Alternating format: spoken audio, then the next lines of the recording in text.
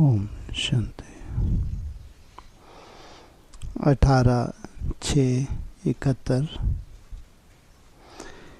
बुद्धि की अलौकिक ड्रिल।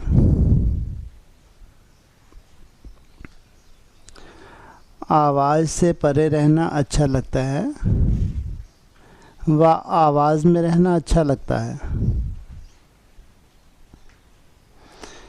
असली देश व असली स्वरूप में आवाज़ है। जब अपनी असली स्थिति में स्थित हो जाते हो तो आवाज़ से परे स्थिति अच्छी लगती है ना। ऐसी प्रैक्टिस हर एक कर रहे हो। जब चाहें जैसे चाहें वैसे ही स्वरूप में स्थित हो जाएं। जैसे योद्धे जो युद्ध के मैदान में रहते हैं, उन्हों को जब भी जैसा ऑर्डर मिलता है वैसा करते ही जाते हैं। ऐसे ही रूहानी वॉरियर्स को जब और जैसा डायरेक्शन मिले वैसे ही अपनी स्थिति को स्थित कर सकते हैं, क्योंकि मास्टर नॉलेजफुल भी हो और मास्टर सर्वशक्तिवान भी हो। तो दोनों ही होने के कारण 1 सेकंड से भी कम समय में जैसी स्थिति में स्थित होना चाहें उस स्थिति में टिक जाएं। ऐसे रूहानी वॉरियर्स हो 1 सेकंड से भी कम समय में। अभी कहा जाए परमधाम निवासी बन जाओ, तो ऐसी प्रैक्टिस है जो कहते ही इस देह और देह के देश को भूल अशरीरी परमधाम निवासी बन जाओ। अभी ऑर्डर मिला परमधाम, उसी सेकंड कहाँ पहुँच जाए? परमधाम पहुँच जाए। अभी परमधाम निवासी से अव्यक्त स्थिति में स्थित हो जाओ। अभी सेवा के प्रति आवाज़ में आए। सेवा करते हुए भी अपने स्वरूप की स्मृति रहे। ऐसे अभ्यासी बने हो। 1 सेकंड में परमधाम, 1 सेकंड में फरिश्ता, फिर 1 सेकंड में आवाज़ में आना और एक से जब चाहे आवाज़ से परे हो जाना। ऐसा अभ्यास हुआ है। वह जब परमधाम निवासी बनना चाहें तो परमधाम निवासी के बजाय बार बार आवाज़ में आ जाएं। ऐसा अभ्यास तो नहीं करते हो। अपनी बुद्धि को जहाँ चाहो वहाँ 1 सेकंड से भी कम समय में लगा सकते हो। ऐसा अभ्यास हुआ है। मास्टर ऑलमाइटी अथॉरिटी अपने को समझते हो। जब ऑलमाइटी अथॉरिटी भी हो तो क्या अपनी बुद्धि की लगन को अथॉरिटी से जहाँ चाहे वहाँ नहीं लगा सकते? इतनी अथॉरिटी तो अपने पास होनी चाहिए। अब सर्वशक्तिवान हो तो जहाँ लगाना चाहिए 1 सेकंड से भी कम समय में। अथॉरिटी के आगे यह अभ्यास मुश्किल है व सहज हो जाता है।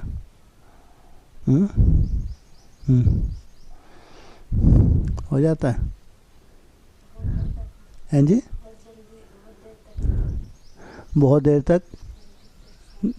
तक नहीं पूछ रहे, मैंने जब याद आता है उसी सेकंड टिक जाते हैं।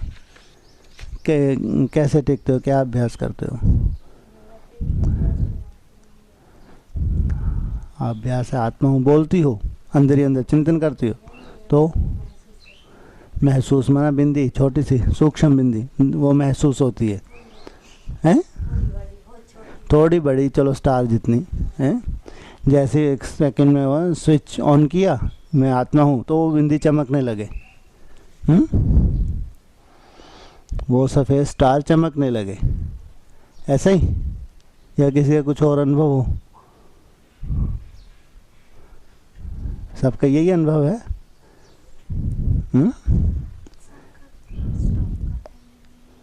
संकल्प को स्टॉक करना, तो ये तो उस सेकंड हो ही जाता है, लेकिन बिंदी की अनुभूति स्टॉप कहा और उस बिंदी में टिक गए, तो ये होना चाहिए।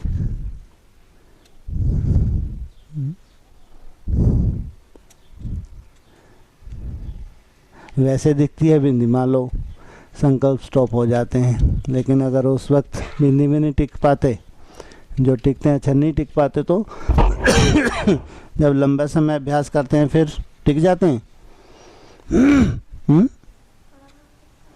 थोड़ा थोड़ा टिक पाते हैं।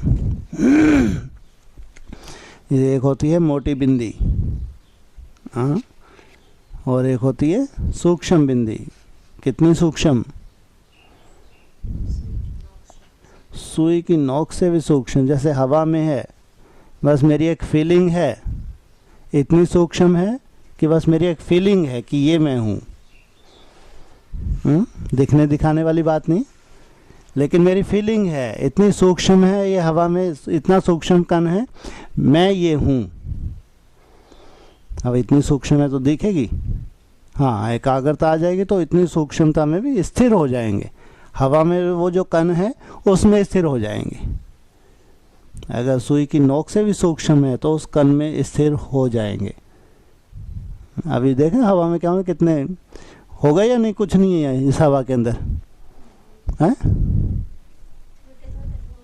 छोटे छोटे धूल अभी तो नहीं दिख रहे, लेकिन है नहीं, उसमें भी कितने सूक्ष्म होते हैं। कभी जब पड़ती है ना लाइट, रोशनी पड़ती है तो स्पष्ट दिखते हैं, उनमें देखो कोई कई इतने सूक्ष्म होते हैं, बहुत ज़्यादा। उनमें भी देखो कोई मोटे रूप के होते हैं, कितने सूक्ष्म होते हैं। इसमें अभी भी हैं, इस कमरे में भी हैं। ऐसे आप जो आत्मा का रियलाइजेशन करते हैं तो इतने सूक्ष्म हवा में वो सूक्ष्म कण है, तो बस उसमें टिक जाना, तो ये फीलिंग हो कि मैं ये हूँ। अथॉरिटी के आगे यह अभ्यास मुश्किल है व सहज है। इसलिए बाबा कहते हैं अगर उतनी सूक्ष्मता में नहीं जाते तो मोटे रूप के ही सही, एक बिंदी अपने को महसूस करना, थोड़ी मोटी बिंदी है उसको लगाना सहज हो जाता है, तो अभ्यास के लिए वो भी किया जा सकता है। जैसे स्थूल कर्म इंद्रियों को जब चाहो जहाँ चाहो लगा सकते हो ना, अभी हाथ को ऊपर नीचे करना चाहो कर सकते हो ना, तो जैसे स्थूल कर्म इंद्रियों का मालिक बन जब चाहो कार्य में लगा सकते हो, वैसे ही संकल्प को व बुद्धि को जहाँ चाहो वहाँ लगा सकते हो। इसको ही ईश्वरीय अथॉरिटी कहा जाता है।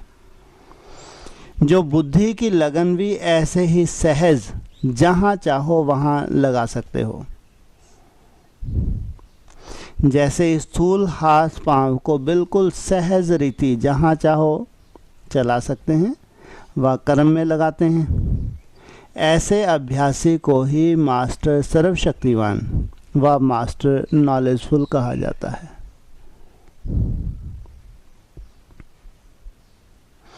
अगर यह अभ्यासी नहीं है तो मास्टर सर्वशक्तिवान व नॉलेजफुल नहीं कह सकते। नॉलेजफुल का अर्थ ही है जिसको फुल नॉलेज हो कि इस समय क्या करना है क्या नहीं करना है, इससे क्या लाभ है और ना करने से क्या हानि है। यह नॉलेज रखने वाले ही नॉलेजफुल हैं, और साथ साथ मास्टर सर्वशक्तिवान होने के कारण सर्व शक्तियों के आधार से यह अभ्यास सहज और निरंतर बन ही जाता है। ये आत्मिक स्थिति का अभ्यास सहज और निरंतर बन ही जाता है। निरंतर माना निरंतर आपको जैसे शरीर की फीलिंग होती है, जैसे सामने देखते हैं शरीर दिख रहा है क्या? अरे जब सामने देखें तो शरीर दिखेगा? किसी को दिखता है? कांच के सामने जाओ तो दिखता है, वैसे दिखता है, लेकिन इसकी फीलिंग है नहीं है, या कोई सेकंड फीलिंग जाती है। ऐसे उस आत्मा की फीलिंग, अभी तो हम अभ्यास कर रहे हैं इसलिए बिंदी में टिकते हैं, आगे चल के उसकी फीलिंग नहीं जाएगी। जैसे देह की फीलिंग नहीं जा रही ना, ऐसे उसकी फीलिंग नहीं जाएगी, तो निरंतर उसकी फीलिंग रहेगी। तो भान कहाँ चला गया? देह से हटके आत्मा में चला गया भान।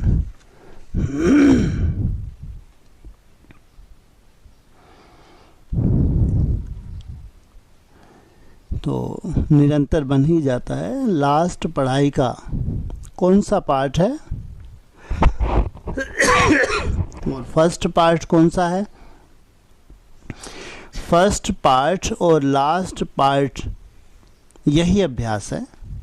जैसे बच्चे का लौकिक जन्म होता है तो पहले पहले उनको एक शब्द याद दिलाया जाता है, वह सिखलाया जाता है ना। यहाँ भी अलौकिक जन्म लेते पहला शब्द क्या सीखा? बाप को याद करो। तो जन्म का पहला शब्द लौकिक का भी अलौकिक का भी वही याद रखना है। यह मुश्किल हो सकता है क्या? अपने आप को ड्रिल करने का अभ्यास नहीं डालते हो? यह है बुद्धि की ड्रिल। ड्रिल के अभ्यासी जो होते हैं तो पहले पहले दर्द भी बहुत महसूस होता है और मुश्किल लगता है, लेकिन जो अभ्यासी बन जाते हैं वह फिर ड्रिल करने के सिवाय रह नहीं सकते। कौन सी ड्रिल? जो शारीरिक ड्रिल करते हैं, एक्सरसाइज करते हैं, तो हाथ पाँव को मोड़ना करना, तो उसमें दर्द होता है या पहली बार में फ्लेक्सिबिलिटी आ जाती है? दर्द होता है, लेकिन फिर अभ्यास हो जाता है, फिर कोई दर्द होता है? इसलिए शुरू में हमको मुश्किल होती है, मन बुद्धि हमारी एकाग्र नहीं है तो उसमें टिकने में थोड़ी मुश्किल होती है, लेकिन जैसे जैसे अभ्यास हो जाता है फिर सहज और निरंतर भी हो जाता है। तो यह भी बुद्धि की ड्रिल कराने का अभ्यास कम होने के कारण पहले मुश्किल लगता है, फिर माथा भारी रहने का व कोई ना कोई विघ्न सामने बन आने का अनुभव होता रहता है। कोई विघ्न सामने बन आने का अनुभव होता रहता है, तो ऐसे अभ्यासी बनना ही है। आगे चल के विघ्न भी क्या करेंगे? सहयोगी बनेंगे या और ही हमको डिस्टर्ब करेंगे। कैसे?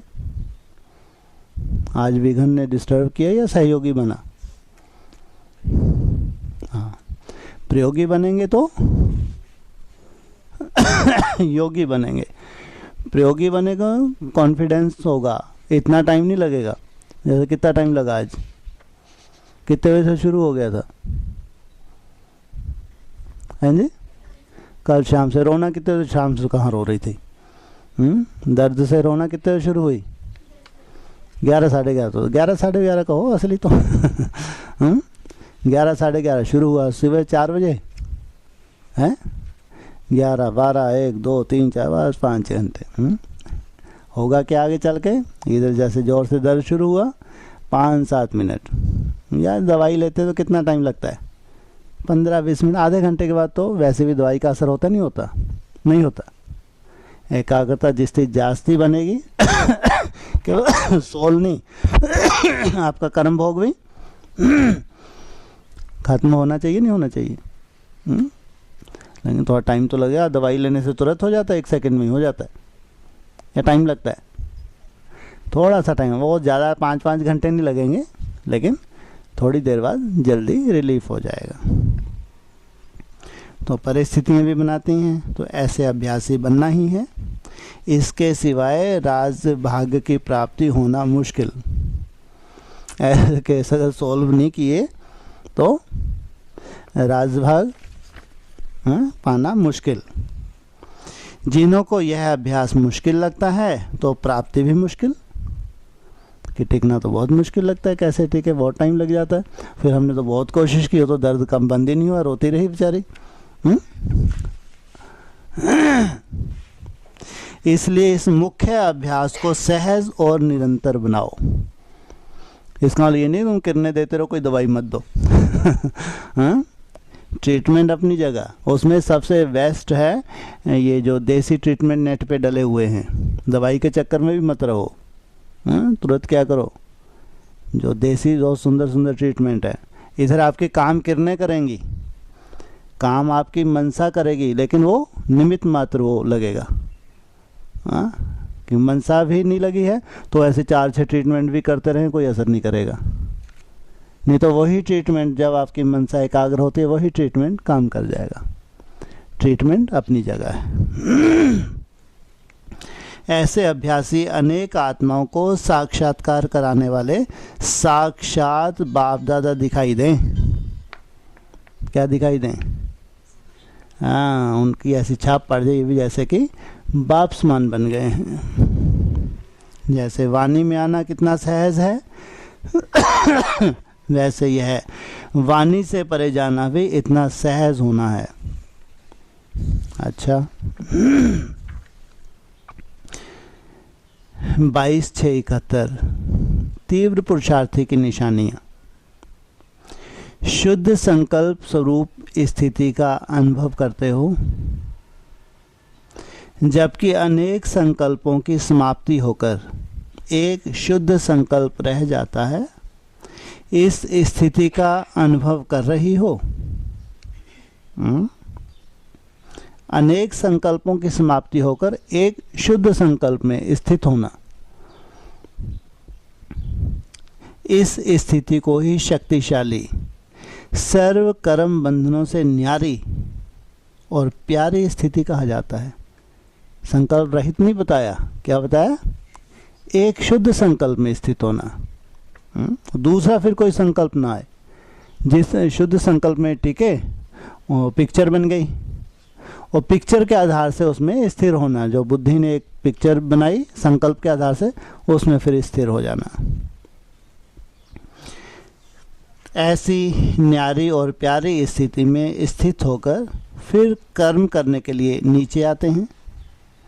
जैसे कोई का निवास स्थान ऊंचा होता है, लेकिन कोई कार्य के लिए नीचे उतरते हैं, तो नीचे उतरते हुए भी अपना निजी स्थान नहीं भूलते हैं। ऐसे ही अपनी ऊंची स्थिति अर्थात असली स्थान को क्यों भूल जाते हो? कौन सा आपका ओरिजिनल स्थान कौन सा है?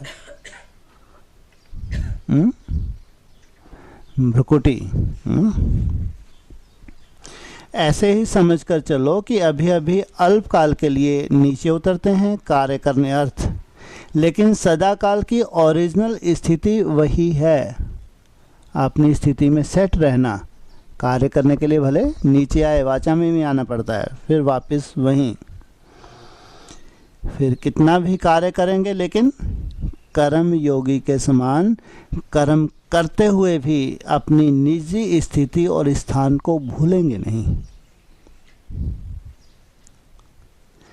यह स्मृति ही समर्थी लाती है। ये स्मृति क्या करती है? समर्थी। स्मृति कम है तो समर्थी भी कम है। समर्थी अर्थात शक्तियां। मास्टर सर्वशक्तिवान का जन्मसिद्ध अधिकार कौन सा है? सर्व शक्तियां ही मास्टर सर्वशक्तिवान का जन्मसिद्ध अधिकार है। तो यह स्मृति की स्टेज जन्मसिद्ध अधिकार के रूप में सदैव रहनी चाहिए। ऐसे अनुभव करते हो कि सदैव अपना जन्म सिद्ध अधिकार साथ ही है। अपने को सपूत समझते हो? जो भी बैठे हैं सभी अपने को सपूत समझते हो? कोई ने कहा सपूत हैं, कोई ने कहा बन रहे हैं। सपूत बन रहे हो या सबूत बन रहे हो? कोई ने कहा दोनों। अगर सपूत नहीं तो याद की यात्रा भी नहीं ठहरती। अगर सपूत हैं तो क्या बताया, तो याद की यात्रा ठहरेगी। अंत तक अगर सपूत बनने का ही पुरुषार्थ करेंगे तो सबूत कब देंगे? 2-4 वर्ष में सपूत बनोगे, उसके बाद 2-4 वर्ष में सबूत देंगे। ऐसा क्या? सपूत हो ही। अगर सपूत नहीं होते तो अपने को सरेंडर समझते?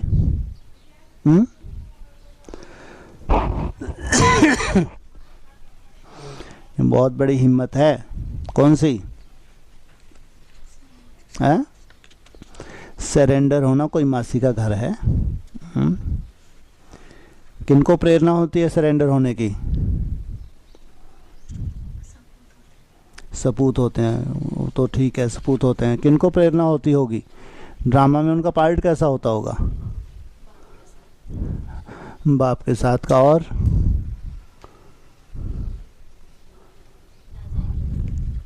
हाँ, एक तो बाप के साथ, क्योंकि यहाँ समर्पित होते हैं तो ज़रूर ब्रॉड ड्रामा में बाबा के साथ रहे हैं। फिर राजाई का भी प्रूफ है। बिना सरेंडर होए राजाई, जिनकी नहीं है राजाई, वो उनको प्रेरणा ही नहीं होगी, कोई कोई विघ्न आते रहेंगे। सरेंडर माया होने ही नहीं देगी। चाहेंगे तो सरेंडर नहीं हो सकते। बाद में तो कि सबको सरेंडर होना नहीं होना? अरे बाद में सबको होना नहीं होना, और प्रजा भी हो जाएगी सरेंडर। बिना सरेंडर हुए वर्षा मिल नहीं सकता। कितना भी कोई उल्टा लटक ले, नहीं मिल सकता। इसलिए पहले जिनको प्रेरणा होती है तो ज़रूर इनके विशेष पार्ट हैं, या बाबा के साथ साथ इन आत्माओं का पार्ट है। बाहर रह के उनका बाबा के साथ साथ पार्ट नहीं है। जो बाहर रह के बाबा को याद कर रहे हैं उनका, हाँ, वो हैं जिनकी मजबूरी है बाहर रहना। जैसे कोई ग्रस्त में है, उनको तोड़ निभाना होता है, लेकिन खूब तड़पते हैं कि हम सरेंडर हो जाएं। उनको बाबा क्या, वो क्या सरेंडर हैं या बाहर हैं? वो जैसे कि सरेंडर हैं। कोई बिल्कुल छुटेले हैं, अपनी कमज़ोरी के कारण से सरेंडर नहीं हो पाते। ये अलग कैटेगरी है, ये बाबा के करीब नहीं है। केवल अपनी ही कोई कमी कमज़ोरी के कारण से सरेंडर नहीं हो पाते। ये पहचान है, ये पास के नहीं हैं। इनको क्या कहेंगे? दूर के। क्यों? ये माया में ही उलझे रहेंगे लंबा समय, जब तक बाहर माया है, अंदर माया है। बाहर, गेट के बाहर माया है, इनको इसी में उलझे रहना है। शूटिंग इनकी कैसी है? अच्छी है या खराब है? खराब शूटिंग है। हिसाब किताब ऐसे हैं, इसलिए उलझे रहते हैं। सरेंडर तो सबको होना है, लेकिन अभी समय कितना सुंदर है। ऐसे समय पे सरेंडर होके जो वर्षा लेते हैं तो जरूर ये बाप के साथ जन्म जन्मांतर, और राजाई का वर्षे की भी नूंद होती है। बाबा कहते हैं अगर सपूत नहीं होते तो अपने को सरेंडर समझते। इसमें क्या हिम्मत वाली बात है? यहाँ तो बढ़िया आके बैठ के फर्स्ट क्लास, कुछ करना धरना भी नहीं है। कोई हिम्मत वाली बात है यहाँ? ये तो और ही अच्छा हो गया ना। आगे कोई झंझट नहीं है, ना कमाने की झंझट, ना खाने की झंझट। सब झंझटों से फ्री हो गए या फंस गए हैं? फिर वो क्यों नहीं हिम्मत कर पाते? कोई कोई ऐसे भी है ना, हाँ, मंद बुद्धि कहेंगे, नहीं हिम्मत कर पाते। इतना बढ़िया लाइफ है हमारे यहाँ पे, कोई झंझट नहीं। जो हमारे खेती बाड़ी भी करते हैं वो भी उपराम हो गए। अब मिल गया तो बाबा का, वो प्रकृति का आपदा आ गई तो भी कोई खाने को मिलेगा नहीं मिलेगा? अरे 2 रोटी दाल भात तो मिलेंगे नहीं मिलेंगे? कोई टेंशन में करते हैं काम या फ्री होके करते हैं? लौकिंग में तो टेंशन है, अरे फसल होगी नहीं होगी, बिजनेस होगा नहीं होगा, कितनी टेंशन है। तो भगवान के घर में आते से ही फ्री हो जाते हैं या टेंशन रहती है? हाँ भाई लोगों को तो बहुत टेंशन है? कोई टेंशन नहीं। फिर क्यों नहीं हो पाते? हाँ बस ये एक है, घबरा जाते हैं त्याग से। भगवान के यज्ञ में जिनको त्याग, कोई ऐसे इनको त्याग लगता भी नहीं है, ऐसे भी तो होंगे। समर्पित होने के बाद कोई ऐसे भी तो होंगे जिनको त्याग लगता ही नहीं है कि त्याग है। जैसे अपने घर में रह रहे हैं वैसे यहाँ रह रहे हैं, ये हैं भाग्यशाली। लेकिन ज़्यादातर त्याग से ही डरते हैं कि वहाँ खान पान को देख के, वहाँ की सेवाओं को देख के, वहाँ रहन सहन को देख के, हाँ वो माया वैसे ही डरा दे। हिम्मत करें तो माया आ जाती है मन बुद्धि में। इसलिए कोई मासी का घर नहीं है। इसलिए बाबा कह रहे हैं सरेंडर होना कोई मासी का घर नहीं है। तो भगवान की जिनको कृपा है, या पिछली ऐसी तपस्या रही है, या बाबा के साथ जिनका पार्ट है, उनके लिए स्थिति परिस्थिति ऐसी बना देता है बाप। कौन सी? हाँ सरेंडर उनकी। जैसे ये बैठी हैं देवी हैं, आती क्या? बाबा ने खींच लिया है। ये इसको भाग्य कहेंगे? नहीं कहेंगे। मजबूरी से रहना वो एक बात अलग हो जाती है। कोई परिस्थिति हमको ले आई, लेकिन आने के बाद हमको अच्छा लग रहा है, जाने की इच्छा ना हो, ये कहेंगे अपना भाग्य, ये कहेंगे अपनी तपस्या। ज़बरदस्ती पेरेंट्स ने सरेंडर कर दिया, अब मजबूरी है, भग भी नहीं सकते। वो शूटिंग अच्छी नहीं होती है। बाबा भी बताते हैं वो शूटिंग कमज़ोर शूटिंग है, अच्छी शूटिंग नहीं है। वो बाप के साथ की शूटिंग नहीं है। रहना यहाँ और बुद्धि बाहर है, तो ये शूटिंग ये अच्छी नहीं है। लेकिन जब बाप के घर में रहने लगे, फिर बाहर की इच्छा ना हो, लौकिक की तरफ भी कोई विशेष बुद्धि नहीं जाती है, लौकिक से कोई लेना देना, पूरी तरह से बाप के साथ की शूटिंग है। बाबा जैसा रखता है, जैसा खिलाता है, जिस रूप से बाबा हमको रखता है वैसा हम रहते हैं। इसलिए कहा कोई मासी का घर नहीं है। लेकिन जो बाप के हैं, बाप के साथ ही जिनका हिसाब किताब है, उनके लिए कुछ भी कोई कठिनाई नहीं, सहज। उनको तो हैरानी होती है, अरे इतने बढ़िया, इतना सुंदर हमारा जीवन है, क्यों नहीं आ पाते? बाबा भी हंसता है बैठ के, आते आए तो देखो। आने दूंगा मैं। इसलिए कहते हैं उसकी सत्ता के बिना पति, ये जो चैतन्य पत्ते हैं नहीं हिल सकते। इसलिए बाबा कहते हैं तो अपने को सरेंडर समझते। अगर सपूत नहीं होते, सरेंडर हुए तो वह सरेंडर भी अभी होना है। अरे होना है, हो गए, गुड। पूछा बाबा ने। तो सरेंडर होना सपूतपना नहीं है। अगर सरेंडर हो गए तो ये हिम्मत नहीं है, सपूतपना नहीं है। समझा? जो श्रीमत के आधार पर डायरेक्शन परमान चल रहे हैं, अपने को ट्रस्टी समझकर चल रहे हैं, उनको तो सपूत कहेंगे ना। जो बाहर भी हैं, मान लो ट्रस्टी होकर चलते हैं, श्रीमत परमान चलते हैं, लेकिन मजबूरी है बाहर रहना, अच्छा नहीं लगता। रहना कहाँ चाहते हैं वो? बाबा के साथ, बाबा के घर में। तो उनको भी क्या कहेंगे? सपूत। कहाँ कहाँ बहुत सोच भी रिजल्ट बदल देती है। कोई बहुत बुद्धि को चलाए हैं, तो उनकी जो ज़्यादा चतरापन दिखाते हैं, तो उनकी क्या करता है बुद्धि, रिजल्ट बदल देती है। जैसे पेपर के टाइम पेपर करने के बजाय क्वेश्चन के सोच में चले जाते हैं, तो पेपर रह जाता है।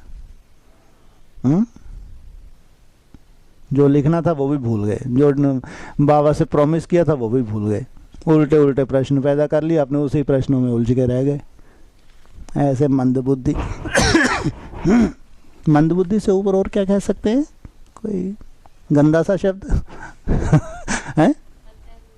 पत्थर बुद्धि। और ज़्यादा इससे बड़ा मंदबुद्धि, पत्थर बुद्धि, और थोड़ा सा खतरनाक भैंस। हाँ, ये भैंसा ठीक है, हरामखोर। काला भैंसा, ये ठीक है। तो ज़्यादा सोच में नहीं जाना। बाप समझते हैं सपूत बच्चे हैं, तब तो श्रीमत पर चल रहे हैं। बाकी रही सबूत दिखाने की बात, वह भी हर एक यथाशक्ति दिखा रहे हैं। ये मत सोचो कि हम सबूत नहीं दे रहे, हमको तो इतना अच्छा हमारी याद ही नहीं लग रही। या हमको तो उतनी अच्छी अनुभूति नहीं हो रही, या याद भी इतना मज़ा नहीं आ रहा, या कोई धारणाओं की कमी है। नहीं, बाबा क्या कह रहे हैं, हर एक कोई ना कोई सबूत यहाँ रह रहे हैं, तो बाबा कह रहे हैं सबूत दे रहे हैं, दिखा रहे हैं श्रीमत पर। बाकी यहाँ रही सबूत दिखाने की बात, वह भी हर एक यथाशक्ति दिखा रहे हैं और दिखाते रहेंगे। जितना बाप बच्चों में निश्चय बुद्धि है, बच्चे अपने में निश्चय बुद्धि कम है, बस ये थोड़ी सी कमी है। कौन सी? जितना बाप को बच्चों में निश्चय है। क्यों बाप को इतना निश्चय क्यों है? त्रिकालदर्शी है। अरे हम त्रिकालदर्शी बन जाए तो 17 में डालने की जरूरत ही नहीं थी, खुश रहो। इसलिए हर कार्य में विजयी हो, यह रिजल्ट कभी कभी दिखाई देती है। विजयी हो सदा होनी चाहिए, लेकिन अपने में कमी है तो, निश्चय की कमी है तो कम दिखाई देती है। जैसे बाप में निश्चय है, पढ़ाई में निश्चय है, वैसे ही अपने में भी हर समय हर संकल्प निश्चय बुद्धि बनकर करना उसकी कमी है।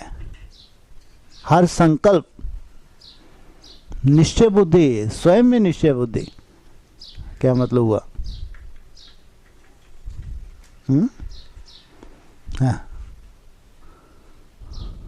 अभी हमारी इतनी अच्छी एकाग्रता तो है नहीं। अभी ट्रीटमेंट करना था, या हमारा संकल्प कहाँ काम करेगा। अभी तो बुद्धि लगाते हैं वहाँ तो व्यर्थ इतना चलता है, तो मैं अभी कहाँ इसको ट्रीटमेंट दे सकती थी। तो मेरी मनसा कहाँ सफल होगी। और पहले से क्या कर लिया, अनिश्चय पैदा कर लिया। मैं जो दवाई देने जा रहे थे वो दवाई को पहले ही गड़बड़ कर लिया। आपका योग हो ना हो, उस वक्त जब आप मनसा सेवा कर रहे हैं, उस सेकंड जितने मिनट मैं बाप का हूँ, बाप का हूँ, बाप के लिए कार्य कर रही हूँ, मेरा कोई स्वार्थ नहीं है। उस वक्त आपने ना तो पिछला देखो, ना आगे का देखो, ना अपने पार्ट को देखो, ना अपनी कमी कमजोरी को देखो। उस वक्त जो आप कार्य कर रहे हैं, अपने संकल्प को देखो। संकल्प बहुत शुद्ध संकल्प है, सेवा का संकल्प है। स्वयं में निश्चय बुद्धि होकर करेंगे तो वो जरूर पूरा होगा। हर संकल्प निश्चय बुद्धि बनकर करना उसकी कमी है। इस कमी को भी कब तक भरेंगे? 2-2.5 साल में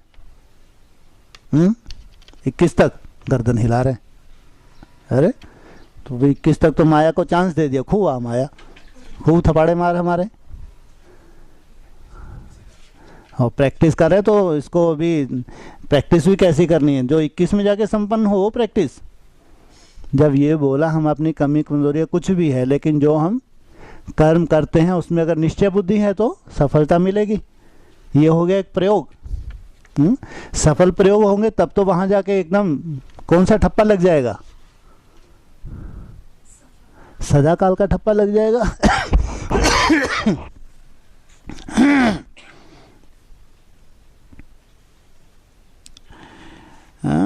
तो बाबा ने कहा अपने में भी हर समय हर संकल्प निश्चय बुद्धि बनकर करना उसकी कमी है। इस कमी को भी कब तक भरेंगे? कितने वर्ष में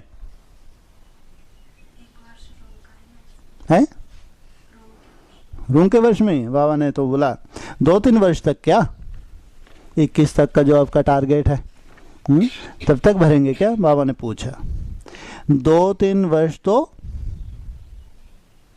स्वप्न में भी कभी सोच में न लाना। माया, अभी तो माया।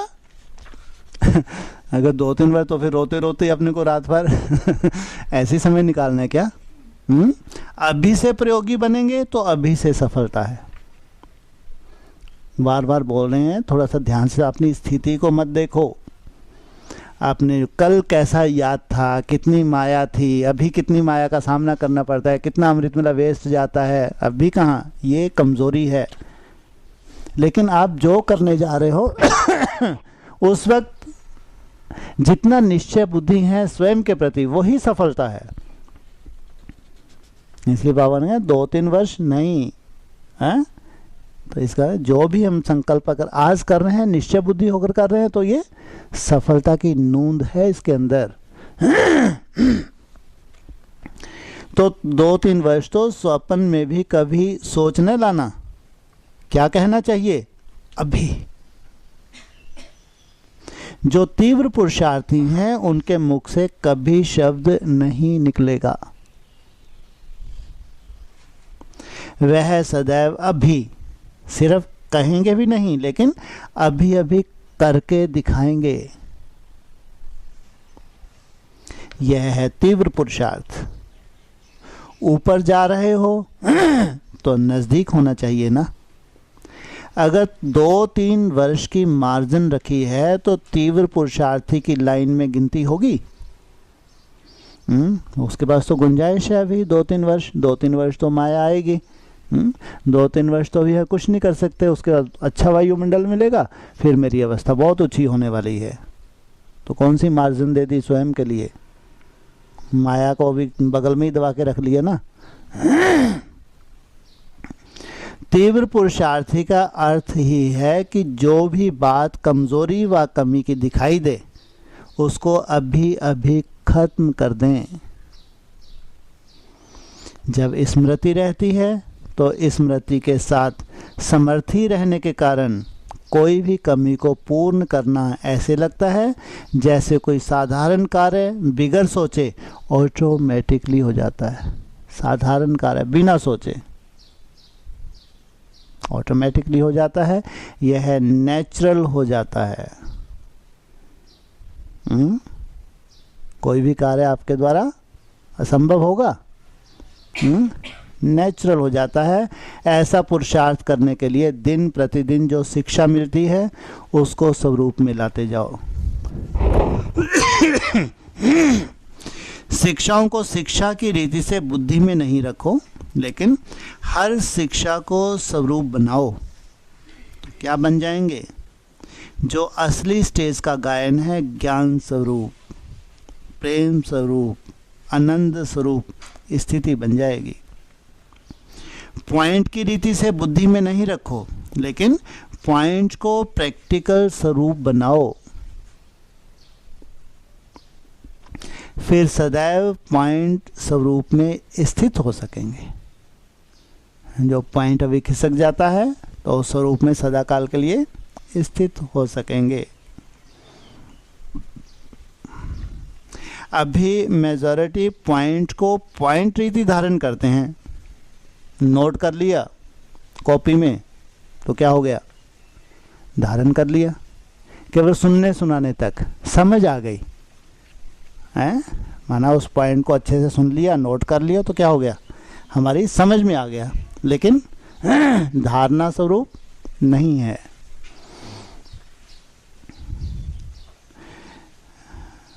तो मेजॉरिटी पॉइंट को पॉइंट रीति धारण करते हैं, वर्णन करते हैं, लेकिन जो पॉइंट को स्वरूप में लाएंगे तो वर्णन के बजाय साक्षात्कार मूर्त बन जाएंगे। तो यही पुरुषार्थ करते चलो। कौन सा? हर पॉइंट को स्वरूप में लाना। वर्णन करना तो बहुत सहज है, मनन करना भी सहज है।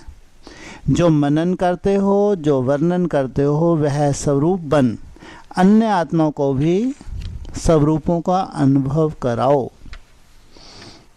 कौन कौन सा स्वरूप?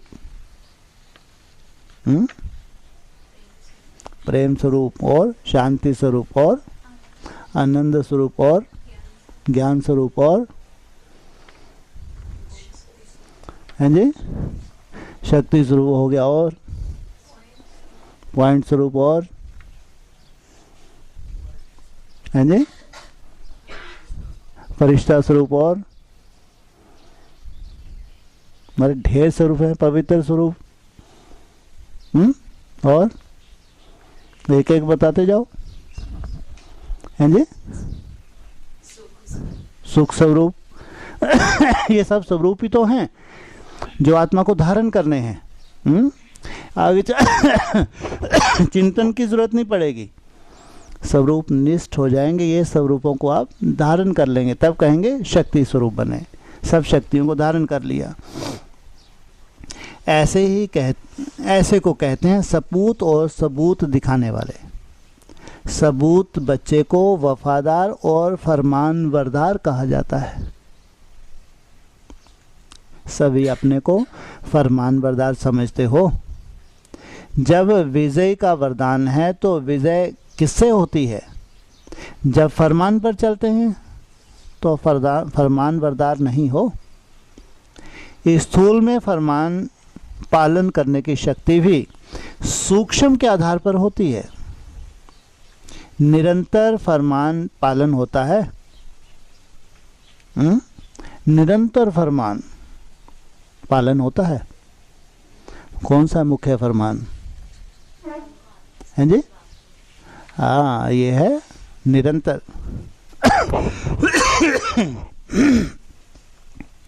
निरंतर फरमान पालन होता है। तो मुख्य फरमान कौन सा है? निरंतर याद में रहो और मन वाणी कर्म में प्योरिटी हो। औरों को भी सुनाते हो कि पवित्र बनो, योगी बनो, तो जो औरों को सुनाते हो वही मुख्य फरमान हुआ ना। संकल्प में भी अपवित्रता व अशुद्धता ना हो, इसको कहते हैं संपूर्ण पवित्र। ऐसे फरमानबरदार बने हो ना। सारी शक्ति सेना पवित्र और योगी है कि अभी बनना है? निरंतर योगी भी हैं। निरंतर अर्थात संकल्प में भी अशुद्धता नहीं है। संकल्प में भी अगर पुराने अशुद्ध संस्कारों का टच होता है तो भी संपूर्ण प्योरिटी तो नहीं कहेंगे ना। जैसे स्थूल भोजन भले कोई स्वीकार नहीं करते हैं, लेकिन हाथ भी लगाते हैं तो भी अपने को सच्चे वैष्णव नहीं समझते, जो हद के वैष्णव होते हैं। अगर बुद्धि द्वारा भी अशुद्ध संकल्प, पुराने संस्कार संकल्प रूप में टच होते हैं तो भी संपूर्ण वैष्णव कहेंगे। सबसे श्रेष्ठ कुल कौन सा होता है? वैष्णव कुल। वो शुद्धि के लिए बहुत मशहूर है वैष्णव। तो कहा जाता है अगर कोई देवता भी है, देखता भी है, अकर्तव्य कार्य है, तो देखने का असर हो जाता है, उसका भी हिसाब बन जाता है।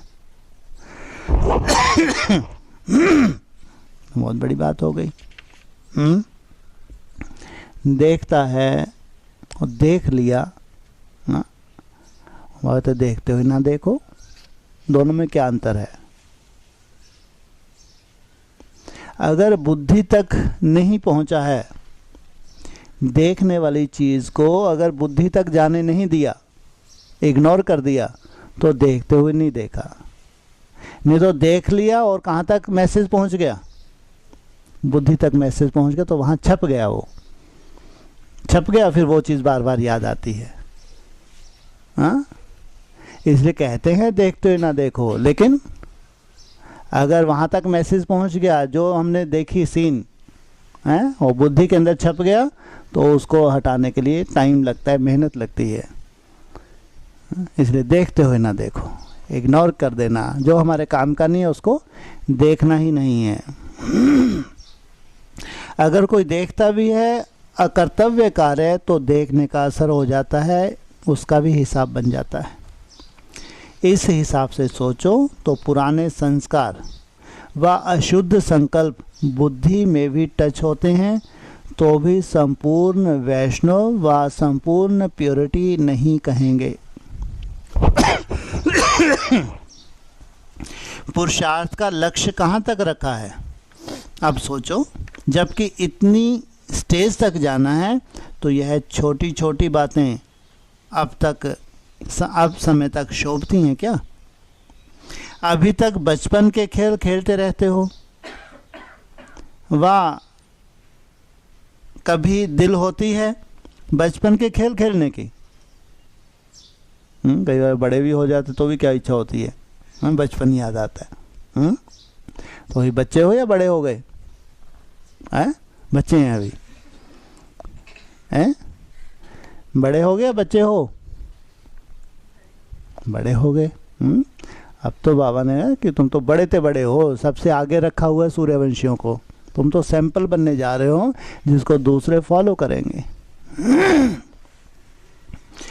अभी तक बचपन के खेल खेलते रहते हो, वह अभी दिल होती है, कभी दिल होती है बचपन के खेल खेलने की, वहाँ ही रचना की, वहाँ ही पालना की, वहाँ ही विनाश किया।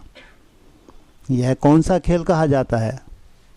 बहुत सुंदर संकल्पों की रचना कर ली, हाँ, या उल्टे सुल्टे संकल्पों की रचना कर ली, फिर उसकी पालना कर ली, और फिर वहीं विनाश कर दिया। शुद्ध संकल्प की रचना की, थोड़ी पालना की, वहीं विनाश। बच्चे क्या करते हैं? खिलौना बनाया, खेला, तोड़ दिया। यह है बचपन का खेल। वह तो भक्ति मार्ग के अंधश्रद्धा का खेल हुआ। माया आएगी ज़रूर, लेकिन अब की स्टेज अनुसार, समय अनुसार विदाई लेने अर्थ आनी चाहिए, ना कि ऐसे रूप में आए। अपनी छाप लंबे समय की लगा दे, कुछ दिनों की लगा दे, कुछ घंटों की लगा दे, आएगी तो सही, ये नहीं बोला हुआ नहीं आएगी। किस लिए आ रही है? विदाई लेने के लिए आ रही है। कैसे मालूम पड़ेगा विदाई लेके चली गई? हैं जी? हाँ, अगर उसकी छाप नहीं पड़ी है, उसका कोई इम्प्रेशन नहीं है, बुद्धि को जैसे कि कोई लेना देना नहीं, आई तो, लेकिन बुद्धि कोई प्रभावित नहीं हुई, कोई ऐसा विशेष उसके ऊपर छाप भी नहीं पड़ी, तो नमस्कार करने के लिए आए। अभी चलने की तैयारी करनी है? पूछा। कुछ समय नमस्कार देखेंगे व चल पड़ेंगे। शक्तियों को अभी अनुभव करना है, देखना है। देखो कैसे हाथ जोड़ के खड़ी है माया बेटी, है, बहुत अच्छा लग रहा है। अरे देखेंगे थोड़ी देर, अरे बहुत चतुरी है माया, तो क्या करेगी? देखने लग जाएंगे तो इतने में शंकर रंग लगा देगी, है, तो चलने लग पड़ना है। शक्तियों को अभी अनुभव करना है। बाप दादा इसका भी त्याग कर। यह भाग्य पांडवों और शक्तियों को वरदान में देते हैं। वाह! इसलिए शक्तियों की पूजा बहुत होती है। अभी से ही शक्तियों को भक्तों ने पुकारना शुरू कर दिया है। आवाज सुनना आता है? जितना आगे चलते जाएंगे उतना ऐसे अनुभव करेंगे जैसे कोई मूर्ति के आगे भक्त लोग धूप जगाते हैं, गुणगान करते हैं। वह प्रैक्टिकल खुशबू अनुभव करेंगे। और उनकी पुकार ऐसे अनुभव करेंगे जैसे कि सन्मुख पुकार। धूप वहाँ जला रहे हैं, क्या कितने किलोमीटर दूर, खुशबू कहाँ महसूस होगी? कहाँ? यहाँ। पुकार वहाँ रहे हैं, लेकिन कान में यहाँ पे गूंज सुनाई देगी। जैसे दूरबीन द्वारा दूर का दृश्य कितना समीप आ जाता है, वैसे दिव्य स्थिति दूरबीन का कार्य करेगी। यही शक्तियों की स्मृति की सिद्धि होगी, और इस अंतिम सिद्धि को प्राप्त होने के कारण शक्तियों के भक्त शक्तियों द्वारा रिद्धि सिद्धि की इच्छा रखते हैं। जब सिद्धि देखेंगे तब तो संस्कार भरेंगे ना। तो ऐसा अपना स्मृति की सिद्धि का स्वरूप सामने आता है। जैसे सन शोज फादर, वैसे ही रिटर्न में फादर का शो करते हैं। बाप दादा प्रत्यक्ष रूप में यह पार्ट नहीं देखते, लेकिन शक्तियों और पांडवों का यह पार्ट है। तो इतना वफादार और फरमानबरदार बनना है जो एक सेकंड भी, एक संकल्प भी फरमान के सिवाय ना चले। इसको कहते हैं फरमानबरदार, फरमान पे चलने वाला। वफादार किसको कहते हैं? संपूर्ण वफादार वे कहलाएंगे जिसको संकल्प में भी व स्वप्न में भी सिवाय बाप के और बाप के कर्तव्य व बाप की महिमा, बाप के ज्ञान के और कुछ भी दिखाई ना दे। ऐसे को संपूर्ण वफादार कहते हैं। एक बाप दूसरा न कोई, दूसरी कोई बात स्वप्न में स्मृति में दिखाई ना दे, इसको कहते हैं संपूर्ण वफादार। ऐसे फरमानबरदार की प्रैक्टिकल चलन में परख क्या होगी? सच्चाई और सफाई। संकल्प तक सच्चाई और सफाई चाहिए, ना सिर्फ वाणी तक। अपने आप को देखना है कि कहाँ तक वफादार और फरमानबरदार बने हैं। अगर एक संग सदा बुद्धि की लगन है तो अनेक संग का रंग लग नहीं सकता। बुद्धि की लगन कम होने के कारण अनेक प्रकार के संग के आकर्षण अपनी तरफ खींच लेते हैं। तो और संग तोड़, एक संग जोड़, यह पहला वायदा है। उस वायदे को निभाना, इसको ही संपूर्ण वफादार कहा जाता है। अच्छा, ओम शांति।